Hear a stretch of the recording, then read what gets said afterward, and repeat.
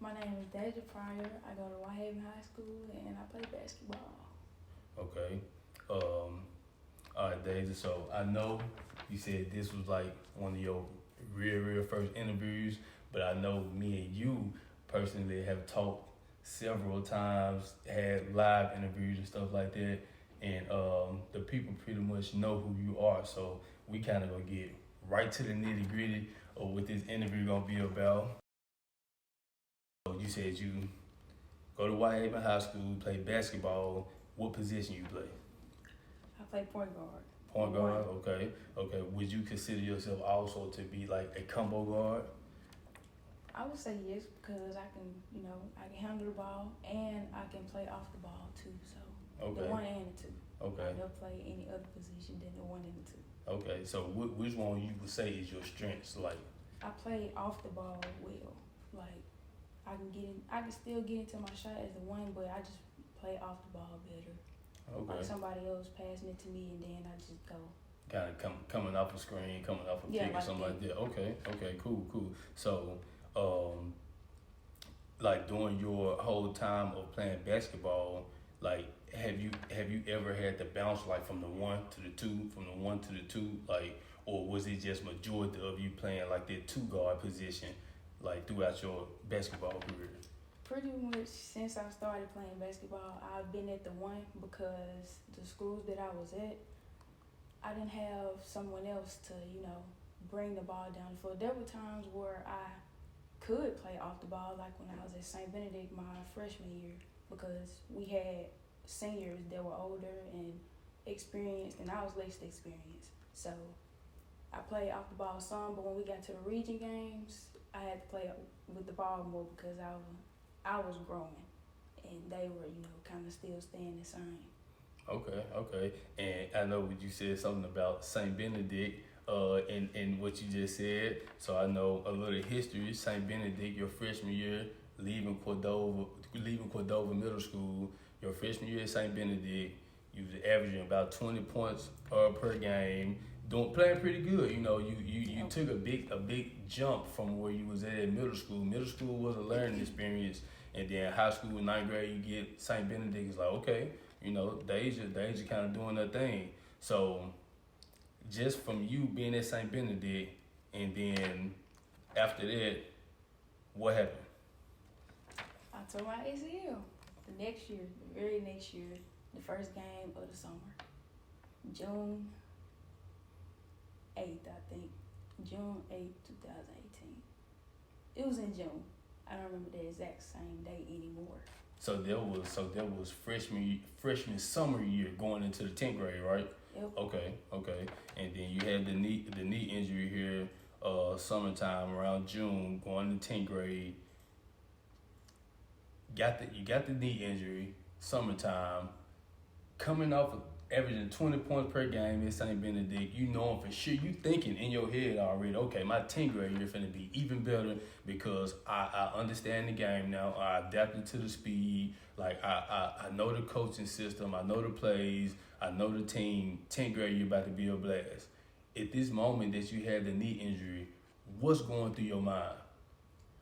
At first, I was upset because I knew that my previous year was just fast. Like I knew what I was doing.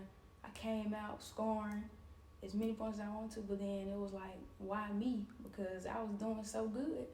But then eventually, once I had conversations with my parents, I had my pastor pray over me, and I started understanding, like maybe this was for me because when I was about to transfer to Briarcrest, if I wouldn't have torn my ACL, then I probably wouldn't have been at Briarcrest and, that type of stuff. So I honestly just had to grow.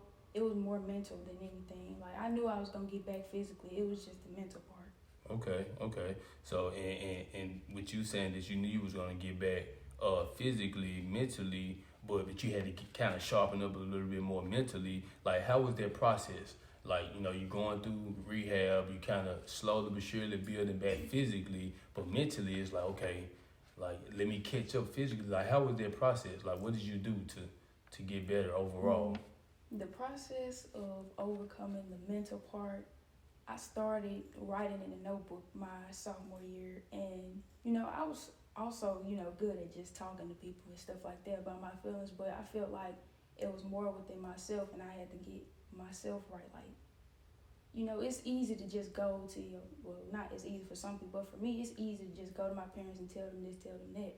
But if I have conversations with myself, writing in a notebook on a daily, and constantly praying. Like, praying is something that I do on a daily, and that has just helped. And that's pretty much it. I was going to church. The physical part, you just gotta do more than physical therapy. Just doing physical therapy, for some people, it may get you there, but it's better to just do physical therapy and more conditioning, because it's gonna get you strong. So. Okay. So you go through that whole process with the knee injury, leave St. Benedict, your 9th grade year, 10th grade year, where you go? I went to Pryor for my 11th grade year, but I stayed at St. Benedict my 10th grade year, and I was, watching my team and watching them. Right. It was just so heartbreaking because I honestly tried to rush myself at one point, but then I had to stop and think, like, if I rush myself, then what if I get hurt again, or something like that. So it took me a while to just overcome not me wanting to play that same year that I got hurt. Like, at some point I had to just say, like, it's not gonna happen, so just keep working, you'll be back next year or next summer. So yeah. Okay, so 10th grade year, you sit out recovering from the injury, wanting to speed up the process, but it may not be the smart thing to do. 11th grade year, you transferred to Pryor. What was it like? Cause now this is your junior season. Yeah. You got 9th grade, go from 20 points per game. 10th grade, sitting out because of the injury. Junior year, Pryor, different school, new environment, new coach, new players. I got a chip on my shoulder. I feel like I got something to prove. Is that what was that like? Jumping from, to be honest, I never looked at myself as a sophomore. Like, I didn't have that sophomore experience that I wanted. So I basically jumped from a freshman to a junior, and I felt like I had to step up as a leader because it's part of the upper class. So at that point, I was mentally ready, and I felt like I was physically ready because I spent that time that I spent my sophomore year time like watching film, and that just got me mentally ready and all that stuff. So my junior year, it has its pros and its cons, but I got through it. The basketball part, it was fine. Like, it was me. Like, I didn't score as much as I really wanted to because, like, I had to, do a lot of stuff on the floor. Yeah. And then, like, me playing, I didn't think about my leg at all. Like, my leg wasn't, like, the season at Rutgers, I didn't think about my leg at all. I didn't have a brace. That's what I really wanted to get out of. I wanted to get out that brace. But that summer, that AAU summer, like right before my junior year, I hated it because I had that brace on my leg, and I felt like I could do it without it, but I didn't spend much time in the brace. So once I got out of it, I never looked back. I put it in my closet. I put my crutches away, everything. I didn't want to see it. But for the most part, my 11th grade year, it was pretty good. We lost in the semifinals against Brentwood, and that hurt because I felt like we had the potential and we was ready.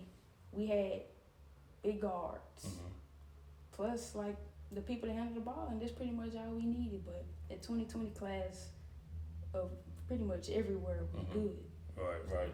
And you know what? I remember specifically coming to a game your junior year, and first off, I want to applaud your parents because when I came to the game, the first thing your mom told me was, "Man, still Deja, I hate that knee brace." As soon as I walked in the game, like, you was pulling it up, you was trying to maneuver the stuff on the court, and mom was like, Dante said she ain't playing without that brace, so she got to keep it on. And I remember specifically, like, I was like, man, Deja, I think she's kind of ready to go. At that moment, did you feel like, okay, I'm ready to go? Did you feel like you kind of wanted to speed up the process too? Like, knowing that you... In some points in the game, like maybe if we had like a timeout or something because it kept on sliding down, Right, I just wanted to just take it off and throw it to the side or something. Right. But I could feel it in my leg, like it was better, but it wasn't like 100% where it needed to be. So I knew I had to keep it on. Right. So I just had to just keep on working, and I eventually kept working, and it came off around this time, 2019 maybe. Okay.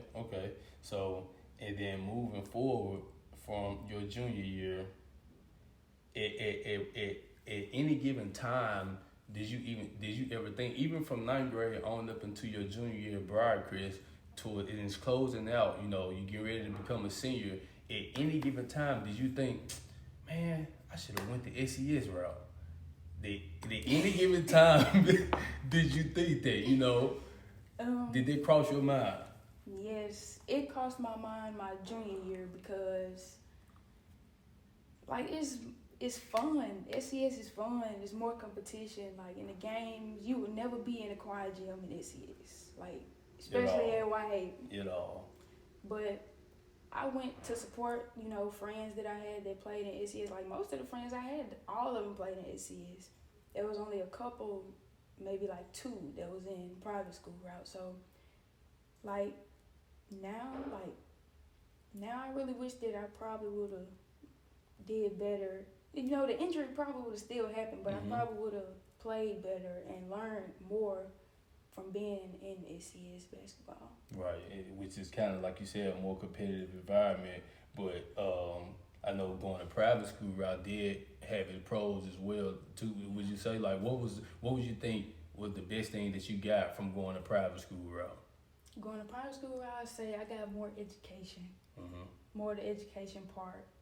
But in SES, I probably would have got the basketball part, so it's kind of like 50-50. Right. So you would have got private school, right? You got more education, which ultimately at the end of the day is the goal, you know. And then SES route, it would have been more competition. You would have been more athletically prepared, but the education side might not have been as tough as it was in private school. So I'm thankful for the education part because I'm still learning in the basketball part. Right. You know, you can never stop learning. Right. The private school sector and then the SES sector, they both had their pros and cons, but like you said, you're thankful to, you know, being chosen the route that you chose. At this point, there's nothing to cry about. It was done, it's done. You know, it is what it is. But like you said, you're still learning athletically wise too. So that's a good thing. So, all right, boom, junior year. Not really too much satisfied with Pryor, Chris. Boom, let me transfer. Out of all the schools in the United States of America,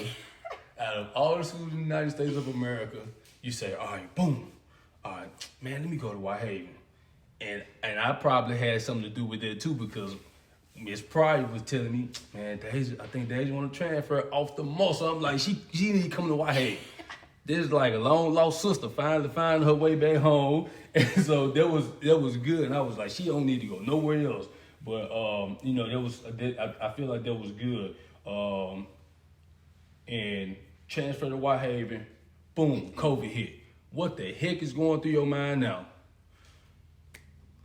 I was shattered because I really wanted that basketball season. But besides the basketball season, I really just wanted that Whitehaven environment. Like, I was seeing, like, everybody happy for each other. There was no hating on each other in the Whitehaven family. And overall, it just looked fun. But the basketball part, I seen how hard each other worked, how hard they push each other to work. And basketball it's mostly just the basketball part. Like, I pretty much know, like, every person on the team. So I kind of asked a couple of them, like, how is it over there? And, you know, how do y'all do this as a team? How do y'all do that as a team? And from the jump, I just said, yeah, I'm coming. Right. Yeah, I love it. Right. But when that COVID hit, I didn't even know what to do. Like, I had my hopes. I was like, I kept asking, are we going to have a season? Are we going to have a season? And at that point, like, when the pandemic first started, nobody knew. So it was kind of like just go to the gym, just keep working, Right. that type thing. Right. And so from then, like now, that's basically what I've been doing the whole school year, like without a season. Right. So Just staying in the gym, because I know, okay, we're going to backtrack a little bit, because I think when you was at Briarcrest, your 11th grade year, COVID hit towards the end. Oh, yeah. Y'all were able to finish what Yeah, y'all, we finished. okay, so 11th grade year, y'all pretty much did everything that y'all need to do, and went as far as y'all was able to go with Briarcrest, your 11th grade year, so COVID kind of low-key didn't affect when you was at Briarcrest, you know? Okay, so then it's like, all right, I'm not really too satisfied with that. Leave Briarcrest, come to Whitehaven, you automatically off the muscle, like, I'm finna go to an HBCU type thing, you know what I'm saying? Like, I'm ready to go. Like, they could, you know, because Whitehaven, with them being SCS, they season, I think Final Four, it got kind of cut off when COVID hit, you know, so theirs got cut off early too, but they wasn't really done yet. So, okay, like you said, senior year, you got senior year coming up, COVID hit, and it's like, all right, what am I going to do now? So you pretty much told us kind of like how that went, your expectations for Whitehaven, what you was looking for going there, why you was going there. Okay, then moving forward, recruiting. Senior season coming up, it's the COVID hit. It's kind of like a waiting game. Like, all right, let's see if we do, let's see if we don't. In the midst of all of that, how's recruiting going? the end of my 11th grade year, I had no offers. I didn't really have any interest either, and that played a big part because I thought, I was doing everything I could. I was working out, sending emails, and sending game film from the past season, and at some point I just felt like, is this really necessary? Like, or is this enough? So the summer, I think after my 11th grade year, I got my first offer like towards the very end of my last tournament, Mm-hmm. which was in Alabama, Hoover, Alabama. And I think it was from Blue Mountain, Mm-hmm. Blue Mountain, Coach Tracy. And she was just asking me, she was like, so how do you feel about your recruitment, and how's it going? What's your work ethic like? And like she offered me like out the blue. Mm-hmm. Like I wasn't expecting the offer from her. I had only seen her one time. I had never heard from her, but she said she had been watching. So like you never know who watching you, basically. Right. Like you just never know. And so from then, when I got that first offer, it kind of motivated me because I didn't want to just stop at, this is my first offer, so I'm just going to stop here. I still kept working because it's more to it than just one offer. Like, you only need one school, but you still want to keep going, keep striving, because you never know what might come next after that first offer. Mm-hmm. And so I got my second one, like, maybe a couple weeks after. And that second offer, my coaches, like, I talked to them that day, and I instantly loved my coaches. And I visited the campus, I talked to the team and all that stuff, and I chose Blue Mountain was a 4-year, Mm-hmm. and the second school, Three Rivers, that was a JUCO. And I kind of had my ifs about it, because I was like, if I go to a 4-year, it's 4 years, so Right. I got my full 4 years. But if I go to a JUCO, it's still kind of like high school. Like, you still trying to get that next offer to go to 4 years. Mm-hmm. And so I haven't been playing basketball that long. I started 7th grade with no basketball experience. I just used to watch people like Brandy Beasley, Maya Barnes, on Team Penny. And that's when I told my dad, I was like, I want to play basketball. He was like, do you want to play basketball? Do you want to be a basketball player? And I said, I want to be a basketball player. Yeah. So we worked from then. But back to the offer, like, I chose JUCO because I feel like it still could help me in the state that I'm in right now from not playing basketball that long. Mm-hmm. And I feel like I have that work ethic to still go Mm-hmm. past JUCO. Right. Three Rivers is where I'm at. All right, so and then you chose Three Rivers, like you said, because it's you feel like it's still levels that you haven't really tapped into, that you can tap into, and Three Rivers is gonna help and assist with that, with kind of getting you to the next level. So throughout that process, anytime did you think like, okay, man, let me wait a little bit more, let me see, or let me see what else I can get, or let me see what else is out there. Anytime did you think about that? Yes, I thought about it after I got both of my offers, before like committing or anything. Like I was like, should I stop? Like should I keep going? Like is this it? Because when COVID hit, like nobody knew what was gonna happen when COVID hit. So I chose to I talked to my parents about all of it first, and they were just like, it's your choice. It's on me. I have to deal with whatever comes after. And so I just chose to just go ahead and take the JUCO. I go ahead and, commit or whatever. And I just took it from there. Okay, good. So now we coming up, you pretty much, still a little bit before that, before you committed, it's like, okay, it's no senior season, COVID's still around. At this point, school hadn't even started back yet. We like, okay, if school gonna start back, what are we gonna do? Virtual, in person, whatnot. But like me and you both know, being an athlete and staying in shape is still important. So how was you able to balance out like working out and then your social life, just like you being Deja without basketball? How was you able to balance that out?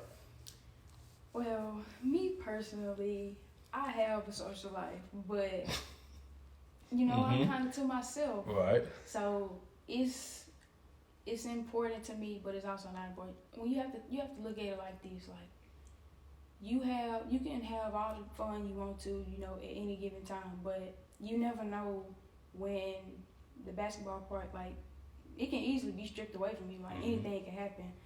So sometimes you just have to, when you have friends and like what type of bond you have with that person, if you know what y'all got, the type of bond y'all got, then it shouldn't be a problem. And if that person doesn't understand or doesn't want to understand, then you gotta just move past it. Right. If they don't understand, then y'all can deal with that later or just cut ties. But working out, and when you really want something, like working out just is more important. And me recently, I had to do that. This friend I had, like we had to, we still cool or whatever, but we had to just worry about what's more important. Like both of us play sports, so we have to just set aside the friendship part and work on what's more important, which is we already got our scholarships and all that type of stuff. So we have to, keep striving, because we're not done. Like right, facts.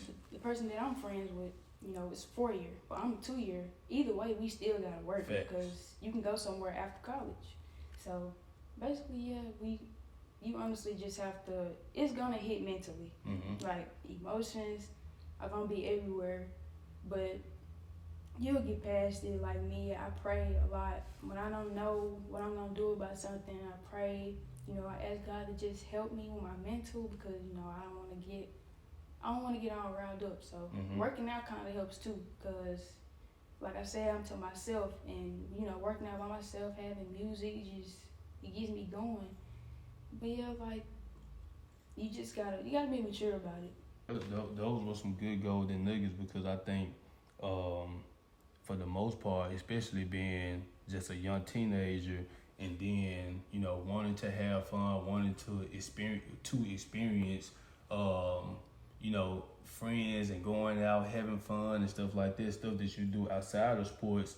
I think that's something that especially a lot of younger athletes kind of don't know how to juggle. You know what I'm saying? I want to give a shout out to your parents again, because I know that your support system is very, very good. And when you have questions and doubts and thoughts and stuff like that, you have somebody to go to, unlike any other athlete out here that kind of don't have a strong support system. Over here, they didn't have this support system to kind of like keep pushing them. You know what I'm saying? Their motivation to kind of like say, okay, well, if school is out, if we don't have a season, that don't mean that you still can't go to the gym like what you were doing. You know what I'm saying? Like you were still in the gym, you were still able to do what you needed to do to stay afloat. So moving forward from that, what motivates you? What motivates me or who motivates me? With both, what Okay. and who motivates you? Well, who motivates me? Javion Hamley. Javion Hamley. And, you know, I had got in touch with him. Like, I knew him since I was, like, you know, a little kid. But, you know, he grew up so fast. Like, we all grew up so fast, so, like, time passed. But recently I got in touch with him, and, you know, he went to JUCO, too. And then went to North Texas. And I asked him, I was like, you know, when people doubted you, like, how did you feel? What was going through your head? Did you ever feel like giving up? And what he told me was, he said, you can't be worried about what other people think, because at the end of the day, it's on you. It's not on them. Like, the work is gonna come from you. And when you get to that end, and then you remember all the people who doubted you, like, then they're gonna be trying to, you know, saying, oh, I knew you could do it. I knew you could do it. But all it is, you really just can't be worried about what other people think, because it's your job. You gotta work. They can't do the work for you. Nobody can do the work for you but you. So you have to put aside, like, what other people are saying. You know, sometimes you have that little voice in your head, and it'll be, like, kind of, like, questioning you and all that. Like, you just have to be strong enough to tune that type of stuff out and just keep working. So, Javion Hamlin, that's the name. All right, cool. And the next question is, if you weren't playing basketball, what would you be doing? If I wasn't playing basketball, like, ever? Yeah, like, if you weren't playing basketball, that wasn't the goal right now. Like, what else would you be doing? I probably would just be somebody who works. Like, that's something that I have to really think about, though. Like, it's more than basketball. Like, when basketball is over with, what's after that? Right. Like, my dad was just talking to me. He was like, just think about 5 years from now. Like, what would you say you would be doing for 5 years from now? He wasn't, like, really asking me, but it was like a question. To like, make you and think. I was just thinking to myself, I asked myself that question, and I was like, wow, I never really thought about it like that. But I feel like I would just be a person who worked. But with the parents that I have, I feel like they wouldn't just let me just, you know, just work like that. I probably still would have that type of mentality where I want to, you know, work. I still would be a person who works out. It probably wouldn't be for basketball, but I still would probably be in the gym. Right. Yeah, I would still be in shape and stuff like that. And my parents wouldn't let me, you know, be out, like, you know, in the streets or something like that. But I still would probably have the mentality that I had, but a lot came, like, people don't understand, a lot came from basketball. Like, I've learned so much from basketball. Like, it's more than just the ball in your hand. Like, you can, things from life, you can learn from basketball. You know, it's just so much. All the, you know, doubts and stuff. People can doubt you in any area of your life. A job, or, you know, just anything you can do. So basketball and life kind of ties together. Okay. This good stuff, man. That's what I think, for the most part, a lot of that's what sports should be based around. Like, you know, because I feel like kind of sports Life and around basketball. Yeah. Shout out Lab. Shout out my boy like Lab, man. Dante, man, with the Lab. Life around basketball, man. You know what I'm saying? It's you got, and that question, as soon as you said that, when you was like, your dad asked you 5 years from now, like, not wanting an answer right then and there, but 5 years and now after basketball, like, what are you gonna be doing? You know what I'm saying? Like, so I'll be out of college. Yeah. 5 years. Because it's like, okay, and then what? You know what I'm saying? So those type of questions right there, you know, they kind of help you think and to figure out, okay, like, you know, what am I really doing, or what type of steps do I need to be taking? You know what I'm saying, to get to the next level, because, you know, it's a lot of athletes, and we can go back to that again, that don't have nobody to ask them type of questions. They thinking one thing, hey, I'm gonna go play basketball, I'm gonna go play football, and then when it don't work out, then what? You know what I'm saying? Because now, and it's crazy that I just said that, because that's the same thing that happened to me. You know what I'm saying? And that's how I ended up doing what I'm doing now. But in that process, after I went through my athletic career, like doing sports, I was like, what the heck? Like, you know, what am I about to do now? Like, you know, I'm working a little regular little job and stuff. People come up to me like, oh man, I thought you were playing football. I thought you were, you know what I'm saying? That's because I didn't have a plan. I didn't have a clue. I didn't have anybody to ask me that type of question. Like, okay, if you trying to play football and you boom, boom, boom, do this and that don't work, then what you gonna do? You know what I'm saying? So this good stuff, man. And like you said, basketball is more just about having a ball in your hand. Like, you can learn a lot of life lessons through sports. Okay, so and this a question that I always ask when we get towards the end, and it's if it's any advice you could give to a younger athlete, what would that be? The advice that I would give to a younger athlete, I would say, stay true to yourself.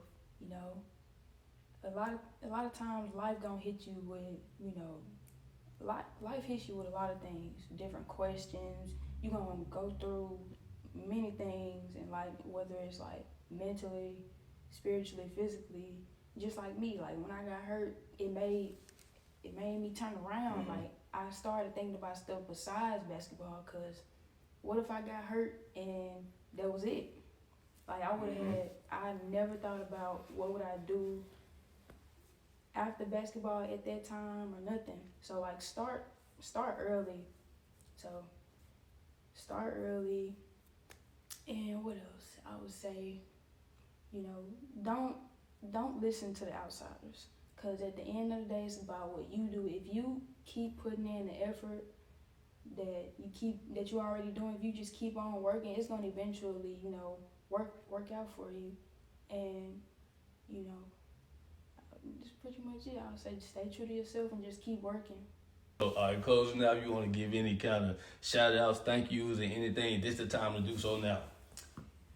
I want to give a shout out to Dante and Deja Pryor, my parents. Yes, sir. I want to give a shout out to Javion Hamlet for being my motivator. You know, it's been in a while. I haven't seen him since, like I said, since I was maybe 5 or something like that. Mm-hmm. But for him to still, you know, be willing to help me in the position that I am right now, it's a blessing, you know. Mm-hmm. Shout out to the people who support me, who believe in me, who don't believe in me, but my name will be coming up in the next year and the year after that. And shout out to Steph. Yes, sir, Rebob. Yes, sir, Rebob.